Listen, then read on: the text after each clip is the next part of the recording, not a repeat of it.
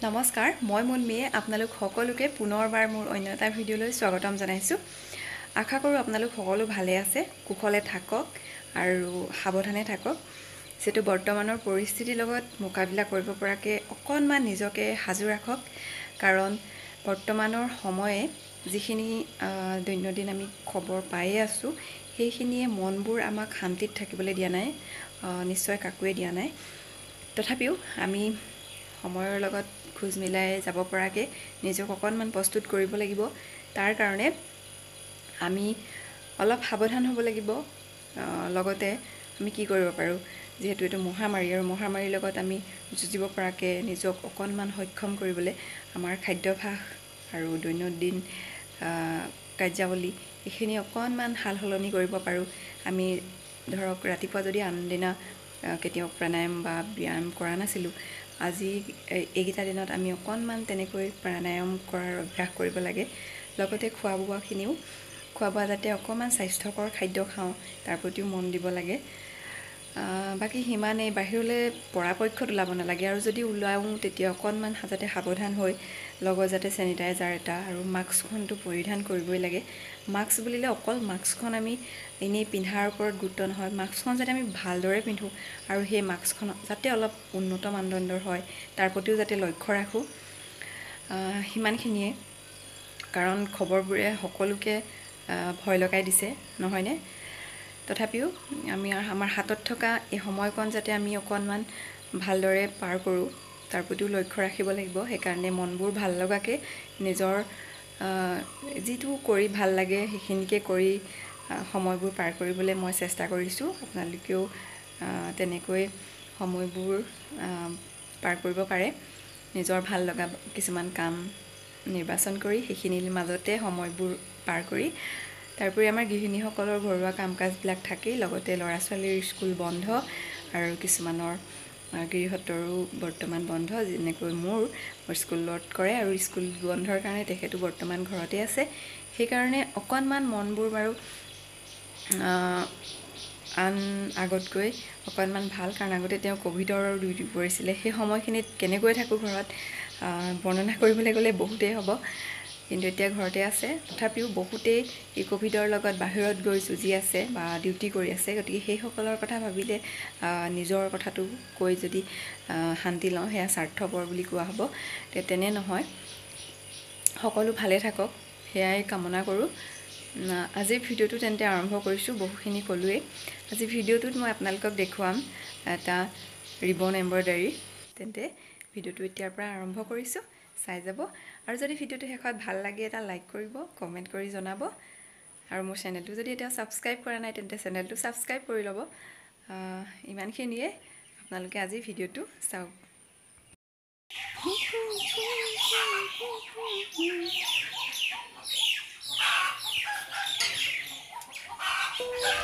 এখিনি হেউজিয়া আৰু ফুলৰ হৈতে কথা পাতি যে মই বহুত সময় কটাই দিব পাৰো ঠিক তেনেকুৱা এটা আবেলিতে অকনমান ভিডিও ক্লিপও কৰি ৰাখিছিলো আপোনালোকৰ কাৰণে তাকে আগবঢ়াই দিছো কেনেকুৱা পাই জনাব আৰু কোনে কোনে এইবোৰ কাম ভাল পায় কমেন্ট কৰিবচোন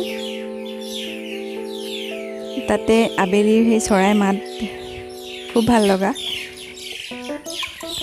একো কাম নথকা সময়ত এইবোৰৰ হৈতে কথা পাতিয়ে বহুত ভাল লাগে আপোনালোকৰ কাৰ এইবোৰ প্ৰিয়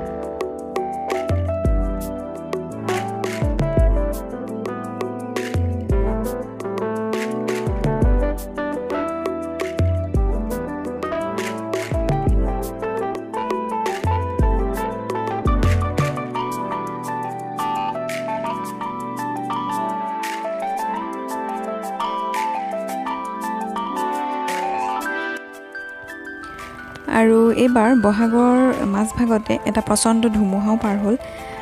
সেই ধুমুহাতে আমাৰ ওচৰে পাজৰে বহুত ক্ষতি হোৱাৰ উপৰিও এটা লাভো হ'ল, কাৰণ ওখ ওখ গছৰ আমবোৰ পাৰি আচাৰ কৰিবলৈ অকণমান এলাহ কৰিছিলোঁ। সেই ধুমুহাই বহুতখিনি আম হৰুৱালে আৰু আমৰ এতিয়া আচাৰ কৰাৰ উপযুক্ত সময়, সেইকাৰণে একদম হেঁপাহেৰে এক ডাবৰ আম কাটি লৈছোঁ, সেইখিনি আচাৰ কৰিম। আৰু আচাৰৰ ঠিক একেবাৰে গোটেইখিনি মই দেখুওৱা নাই, আমখিনিৰ দৰে কাটি এতিয়া নিমখত ৰাখি থ'ম। আৰু যিদিনা ধুমুহা হ'ল, ধুমুহা হোৱাৰ পাছতে ডাৱৰীয়া হ'ল দুদিনমান, গতিকে মোৰ আমখিনি প্ৰায় এসপ্তাহমানেই নিমখত থাকিল। আৰু তাৰ পাছত এদিন ধুনীয়া ৰ'দত মই শুকুৱাই আনিলোঁ, ফৰফৰীয়া হোৱাকৈ, পানীখিনি যোৱাকৈ শুকুৱাই আনি। আৰু এতিয়া আচাৰ কৰিবলৈ লৈছোঁ। চাওকচোন মই কি কৰিছোঁ। আৰু যে দেখিছে কেৰাহীত তেলখিনি গৰম কৰি আনিছোঁ, তাতে কেইটামান পাঁচফোৰণ আৰু ক'লা জিৰাখিনি গোটাকৈ দি আনিছোঁ। আৰু তেলখিনি গৰম কৰি মই গেছৰ ফ্লেমটো অফ কৰিহে মছলাখিনি দিলোঁ, তথাপিও মছলাখিনি অকণমান পুৰি যোৱাৰ দৰে হৈছে। বাকী অলপমান নিমখ আৰু হালধি আগতেও ইয়াত দিয়াই আছিলে, শুকুৱাওঁতে মই দিছিলোঁ হালধি, তথাপিও অলপমান হালধি দিছোঁ আন্দাজমতে। আৰু এইখিনি দেখিছে মিক্সি বাতিটোত মই জিৰা, ধনিয়া, সৰিয়হ আৰু এইটো আজৱাইন তাৰ অলপ গৰম কৰি একেলগে পিচি লৈছোঁ। খুব বেছি গুড়ি কৰা নাই, অলপমান গুড়ি। আৰু এটা ৰেড চিলিৰ পেকেট ইয়াতে দি দিছোঁ আৰু ৰাখিছোঁ ভিনেগাৰ। আৰু এইখিনি শুকান মছলাখিনিতে আমত দিয়াৰ পাছত মই অলপকৈ তেলখিনি ইয়াত ঢালি দিম আৰু গোটেইখিনি মিহলি কৰি শেষত ভিনেগাৰ 2 চামুচ দিম। চাই থাকক আপোনালোকে, মই দেখুৱাই আছোঁ ভিডিঅ'টো। আৰু এইখিনি ভালদৰে মিহলি কৰি বটলত ভৰাই থ'ম। তেন্তে আপোনালোকে চাই থাকক মই কেনেকৈ কি কৰিছোঁ, কৈয়ে দিছোঁ। আৰু ভিডিঅ'টো চাই থাকক তেন্তে।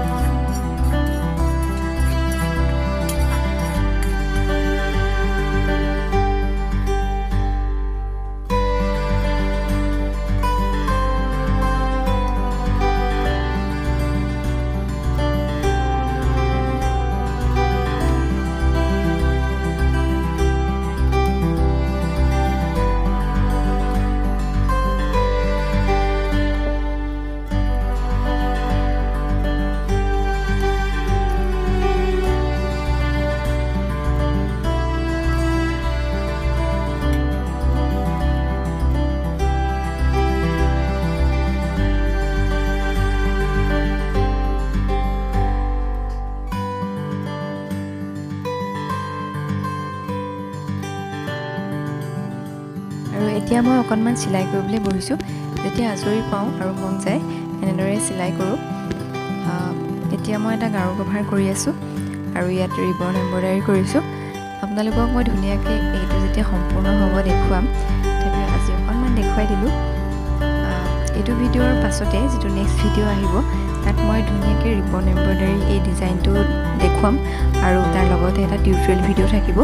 তেন্তে আপোনালোকে ভিডিঅ'বোৰ চাই থাকিব। আৰু যদি কোনোবাই ছাবস্ক্ৰাইব কৰা নাই, ছাবস্ক্ৰাইব কৰি কাষৰ বেলটো টিপি অল কৰি থ'ব, তেতিয়া মোৰ আহিবলগীয়া ভিডিঅ'ৰ ন'টিফিকেশ্যন আপোনালোকে পাই থাকিব। তেন্তে আজি